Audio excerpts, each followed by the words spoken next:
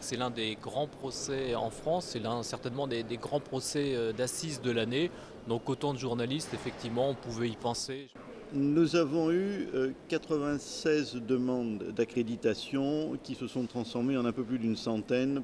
On a essayé d'anticiper un peu les demandes des journalistes, donc nous avons mis en place non seulement réservé à peu près la moitié de la salle d'audience principale, mais également il y a une salle de retransmission où là aussi, grosso modo, la moitié des places sont destinées à la presse qui assiste véritablement au procès.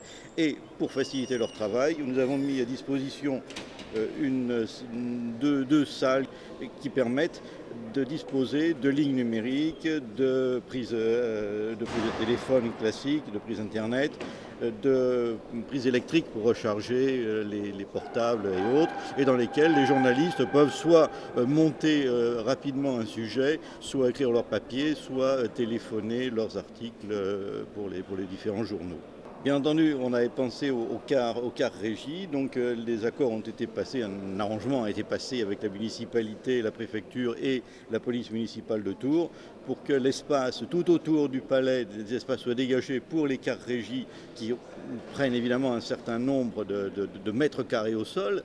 De même qu'un accord a été passé sous forme de badge de stationnement permettant aux journalistes de pouvoir stationner dans Tours au plus près du palais sans difficulté et notamment sans limite de temps. Je crois que c'est justifié qu'il y ait beaucoup de journalistes parce qu'encore une fois, ça intéresse tout le monde, ça touche tout le monde et c'est suivi par tout le monde. Alors après, vous avez beaucoup de gens qui doivent penser que les journalistes en font trop. Moi, parfois, je le pense. Je me dis qu'on en fait peut-être un peu trop sur cette histoire.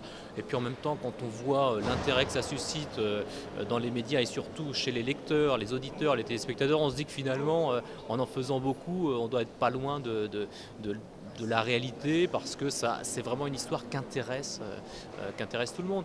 C'est quand même un procès extraordinaire dans le sens vraiment littéral du terme.